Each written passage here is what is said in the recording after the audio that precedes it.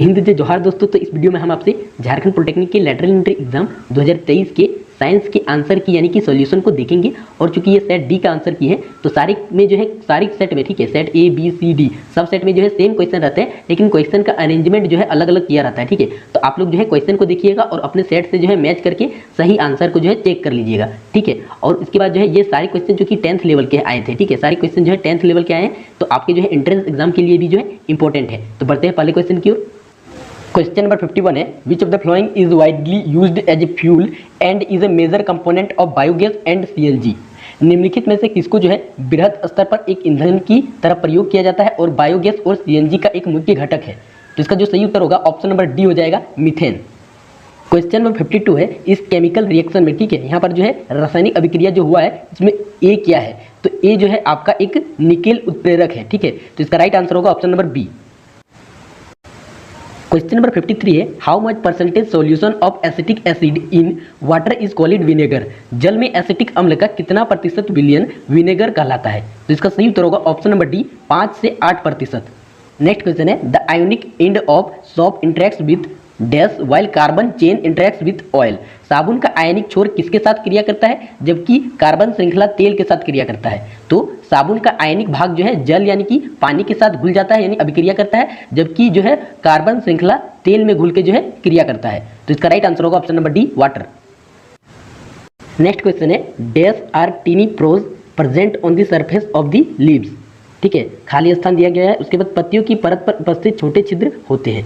तो रंध्र जो है पत्तियों की परत पर उपस्थित छोटे छिद्र होते हैं। तो इसका सही उत्तर होगा option number A. Next question है, calcium oxide reacts vigorously with water to produce which of the following releasing a large amount of heat. Calcium oxide जल के साथ तेजी से अभिक्रिया करके क्या बनाती है और काफ़ी मात्रा में ऊर्जा उत्सर्जित करती है? कैल्शियम ऑक्साइड जो है जल के साथ अभिक्रिया करके कैल्शियम हाइड्रोक्साइड का निर्माण करती है और काफ़ी मात्रा में ऊर्जा का भी निर्माण करती है। ठीक है, तो कैल्शियम हाइड्रोक्साइड आपका जो है बुझा हुआ चूना है, यानी कि right answer option number A हो जाएगा, स्लैक्ड लाइम। नेक्स्ट क्वेश्चन है, our body works within the pH range of. हमारे शरीर का पीएच जो है 7 से 7.8 के पीएच परास के मध्य जो है काम करता है। तो सही उत्तर होगा option number B. Next question है, our stomach produces which of the following acid it helps in the digestion of food without harming the stomach. हमारा पेट जो है हाइड्रोक्लोरिक अम्ल उत्पन्न करता है यानी उत्पादित करता है, यह पेट को हानि पहुंचाए बिना जो है भोजन के पाचन में सहायता करता है। तो सही उत्तर होगा option number C, hydrochloric acid. Next question है, tooth decay starts when the pH of the mouth is lower than. दांतों का सड़ना जो है शुरू हो जाता है जब मुंह का पीएच मान जो है 5.5 से कम हो जाता है। तो सही उत्तर होगा option number A. Next question है, stinging hair of nettle leaves inject which of the following acid causing burning pain. ठीक है, बिच्छू के डंक से जो है मेथेनोइक अम्ल अंतः प्रेषित हो जाता है जिससे जो है जलन युक्त दर्द होता है। ठीक है, तो राइट आंसर होगा option number C, methanoic acid, और इसे जो है फॉर्मिक अम्ल भी कहते हैं। नेक्स्ट क्वेश्चन है, which of the following is used in glass shop and paper industries. निम्नलिखित में से किसका उपयोग जो है कांच साबुन और कागज उद्योग में होता है? तो सही उत्तर हो जाएगा option number D, sodium carbonate. Next question है, simple animals like which of the following can be cut into any number of pieces and each pieces grows into a complete organism. तो इसका सही उत्तर होगा ऑप्शन नंबर डी, हाइड्रा। ठीक है, hydra जैसे साधारण जीव को जो है कितनी ही संख्या में काट देंगे हम लोग, प्रत्येक टुकड़ा जो है एक पूर्ण जीव के रूप में विकसित हो जाता है। ठीक है, इसलिए इसका right answer option number D होगा। नेक्स्ट क्वेश्चन है, deficiency of which hormone in childhood leads to dwarfism. ठीक है, तो इसका राइट आंसर होगा ऑप्शन नंबर ए, वृद्धि हार्मोन। वृद्धि हार्मोन की कमी जो है बचपन में बौनापन लाती है। तो राइट आंसर होगा ऑप्शन नंबर ए, ग्रोथ हार्मोन। नेक्स्ट क्वेश्चन है, मिरर फॉर्मूला इज। तो निम्नलिखित में से कौन जो है दर्पण सूत्र है? तो सही उत्तर ऑप्शन नंबर ए होगा, 1/v + 1/u = 1/f। ये आपका जो है मिरर फॉर्मूला है। और option number B, 1/v - 1/u = 1/f, ये आपका जो है लेंस फॉर्मूला है। ठीक है, तो आप लोग को डाउट नहीं होना चाहिए, दर्पण सूत्र क्या हो जाएगा? ऑप्शन नंबर ए हो जाएगा। नेक्स्ट क्वेश्चन है, the refractive index of crown glass is. Crown कांच का अपवर्तनांक जो है 1.52 होता है। तो राइट आंसर होगा option number C, 1.52। Next question है, the guard cells swell when water flow into them causing the stomatal pore to. रक्षक कोशिकाएं फूल जाती है जब पानी इनके अंदर जाता है जिससे रंध्र जो है खुल जाते हैं। तो राइट आंसर होगा option number B. Next question है, some organism break down the food material outside the body and then absorb it, example is. कुछ जीव जो है खाद्य पदार्थों को शरीर के बाहर ही तोड़ लेते हैं और इसे अवशोषित कर लेते हैं। इसका जो है उदाहरण क्या होगा? तो इसका सही उदाहरण होगा ईस्ट यानी कि ईस्ट, ठीक है। तो सही उत्तर ऑप्शन नंबर ए हो जाएगा। नेक्स्ट क्वेश्चन है, निम्नलिखित में से कौन जो है अंगुली जैसी कोशिका परत के अस्थायी के विस्तारों का प्रयोग करके भोजन लेते हैं जो खाद्य कण के ऊपर संचित हो जाता है जिससे एक खाद्य रिक्तिका बनती है? तो सही उत्तर होगा option number D, amoeba. Next question है, the inner lining of a small intestine has numerous finger like projections called. तो इसे हम लोग जो है विली कहते हैं, ठीक है। छोटी आंत की आंतरिक परत में बहुत सी अंगुली नुमा उभार होती है जिन्हें हम लोग जो है दीर्घ्रोम या फिर जो है विली कहते हैं। नेक्स्ट क्वेश्चन है, in human being the respiratory pigment is. मानव में श्वसन वर्ण निम्नलिखित में से कौन है? तो सही उत्तर होगा option number A, haemoglobin. Next question है, which of the following acid is present in tomato, ठीक है। टमाटर में निम्नलिखित में से कौन सा अम्ल पाया जाता है? तो सही उत्तर होगा option number D, oxalic acid.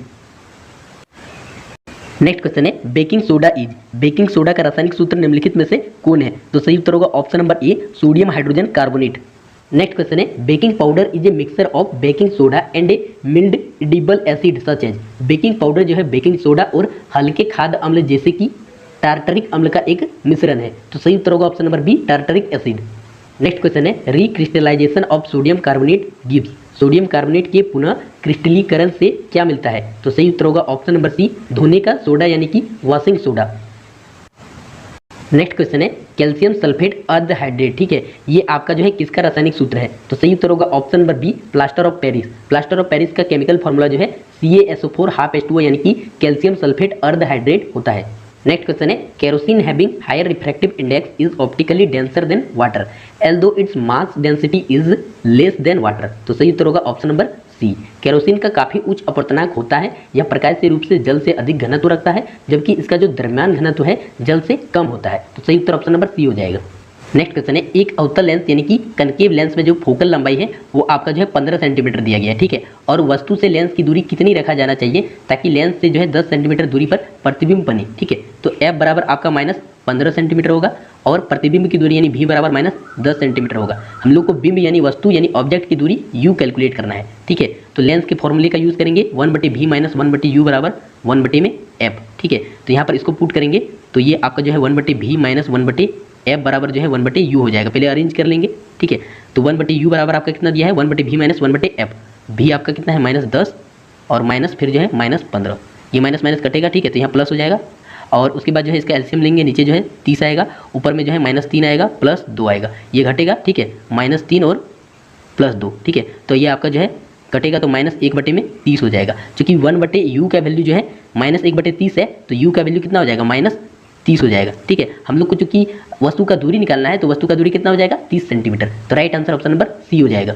Next question है, द डिग्री ऑफ कन्वर्जेंस और divergence of light rays achieved by a lens is expressed in terms of its. एक लेंस द्वारा प्राप्त प्रकाश की किरणों में अभिसरण या विचलन की डिग्री को किसके संदर्भ में अभिव्यक्त किया जाता है? तो सही उत्तर होगा ऑप्शन नंबर डी, शक्ति यानी कि पावर। नेक्स्ट क्वेश्चन है, एक व्यक्ति निकट की वस्तुओं को स्पष्ट रूप से देख सकता है लेकिन दूर की वस्तुओं को नहीं देख पाता है, तो वो जो है निकट दृष्टि दोष से ग्रसित है। तो इसका सही उत्तर होगा option number C, myopia. Next question है, बहुत ऊंचाई पर उड़ने वाले यात्रियों को आकाश अंधकारमय नजर आता है क्योंकि उतनी ऊंचाई पर जो है प्रकाश का प्रकीर्णन, ठीक है, यानी कि लाइट ऑफ स्कैटरिंग जो है अधिक प्रबल नहीं हो पाता है क्योंकि वहां पर जो है एब्सेंस ऑफ द एटमॉस्फेयर, वहां वातावरण की अनुपस्थिति होती है, इसलिए जो है प्रकाश का प्रकीर्णन अधिक प्रबल नहीं हो पाता है, इसलिए जो है अंतरिक्ष यात्रियों को आकाश जो है अंधकारमय नजर आता है। नेक्स्ट क्वेश्चन है, एक अधातु है पर यह चमकदार है, तो सही उत्तर होगा ऑप्शन नंबर ए, आयोडीन। आयोडीन आपका एक ऐसा नॉन मेटल यानी कि अधातु है जो आपका चमकदार होता है। नेक्स्ट क्वेश्चन है, अम्लीय और क्षारीय दोनों विशेषताएं दर्शाता है, तो इसका सही उत्तर होगा option number B, zinc oxide, ठीक है। एल्युमिनियम ऑक्साइड और जिंक ऑक्साइड ऐसे दो ऑक्साइड होते हैं जो अम्लीय और क्षारीय दोनों प्रकृति को दर्शाता है, तो सही उत्तर होगा option number B, zinc oxide. Next question है, which of the following does not react with cold water. निम्नलिखित में से कौन जो है ठंडे पानी के साथ अभिक्रिया नहीं करता है? तो सही उत्तर होगा option number D, magnesium. Next question है, आयरन 3 ऑक्साइड जो है एल्युमिनियम के साथ अभिक्रिया कर इसका प्रयोग जो है रेल की पटरियों या टूटे मशीनों के भागों को जोड़ने में होता है, ये कौन सी अभिक्रिया है? तो इसे हम लोग जो है थर्मिट अभिक्रिया कहते हैं, ठीक है। तो right answer option number D हो जाएगा। नेक्स्ट क्वेश्चन है, bronze is an alloy of. कांसा जो है किन किन धातुओं का मिश्र धातु है? तो सही उत्तर होगा ऑप्शन नंबर बी, तांबा और टीन। आपका जो कांसा यानी कि ब्रॉन्ज है वो कॉपर और टीन, Cu और Sn का मिश्र धातु होता है, तो सही उत्तर हो जाएगा option number B. Next question है, कुछ पौधों जैसे मटर का पौधा किसके माध्यम से पौधे या बाड़े पर चढ़ता है, ठीक है। तो सही उत्तर होगा ऑप्शन नंबर सी, तंतु यानी कि टेंड्रिल्स, ठीक है। नेक्स्ट क्वेश्चन है, when light is coming from one side of the plant auxin hormone diffused toward the shady side of the shoot, ठीक है। जब पौधे के एक ओर से प्रकाश आ रहा होता है तो ऑक्सीन हार्मोन जो है नई शाखा के छायांकित बाजू की ओर विस्तृत हो जाता है। तो सही उत्तर ऑप्शन नंबर ए हो जाएगा। नेक्स्ट क्वेश्चन है, प्लाज्मोडियम किसके द्वारा एक साथ कई शिशु कोशिकाओं में विभाजित हो जाता है? तो सही उत्तर होगा ऑप्शन नंबर बी, बहुखंडन विधि, ठीक है, मल्टीपल फ्यूजन। तो right answer option number B हो जाएगा। नेक्स्ट क्वेश्चन है, गुड़हल के पौधे का फूल है? तो सही उत्तर हो जाएगा ऑप्शन नंबर बी, बाइसेक्सुअल यानी कि द्विलिंगी। नेक्स्ट क्वेश्चन है, which of the following is the female reproductive part of the flower, ठीक है, निम्नलिखित में से कौन पुष्प का मादा जनन अंग है? तो सही उत्तर होगा ऑप्शन नंबर बी, पिस्टिल, ठीक है, यानी कि जयांग। नेक्स्ट क्वेश्चन है, वास्तविक सूर्यास्त और दिखने वाले सूर्यास्त के बीच समयांतर लगभग कितने का है? ठीक है, तो वास्तविक सूर्यास्त और आभासी सूर्यास्त के बीच का जो अंतर है वो लगभग 2 मिनट का है। तो सही उत्तर हो जाएगा option number B. Next question है, 0.5 एम्पेयर की विद्युत धारा एक विद्युत बल्ब के एक तंतु से 10 मिनट के लिए निकाली जाती है। परिपथ से बहने वाले विद्युत आवेश की मात्रा ज्ञात करें। तो विद्युत आवेश यानी इलेक्ट्रिक चार्ज का वैल्यू कैलकुलेट करना है। तो Q बराबर आपका होता है I इंटू टी। आई आपका जो है इलेक्ट्रिक करंट यानी विद्युत धारा है, टी आपका टाइम यानी समय है, ठीक है। तो ये हो जाएगा 0.5 और गुने में 10 मिनट दिया गया है, तो मिनट को सेकंड में चेंज करेंगे तो 60 से गुना करेंगे तो ये आपका कितना हो जाएगा 600 सेकंड।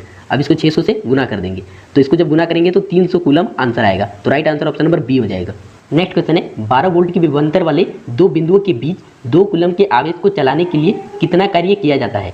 तो आपका जो V बराबर होता है W बटे में Q होता है और W बराबर V इंटू Q होता है। हमको वर्क निकालना है, ठीक है। तो वोल्टेज कितना दिया गया है, 12 वोल्ट विभवांतर है, गुना करेंगे चार्ज यानी आवेश से, तो ये 2 कूलम है, 12 दूनी 24 जूल इसका राइट आंसर होगा। तो right answer option number A हो जाएगा।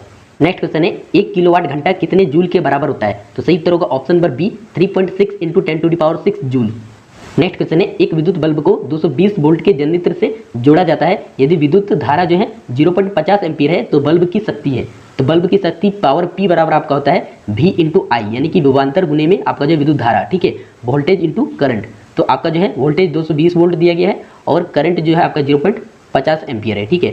पॉइंट के बाद जीरो का कोई वैल्यू नहीं है, ठीक है ना। तो अगर यहाँ से हम लोग लिखेंगे, ये पॉइंट हटाएंगे तो 2 जीरो आ जाएगा, ये 2 जीरो 1 जीरो 1 जीरो कट जाएगा, यानी कि 22 × 5 = 110 वाट हो जाएगा। तो राइट आंसर हो जाएगा ऑप्शन नंबर ई।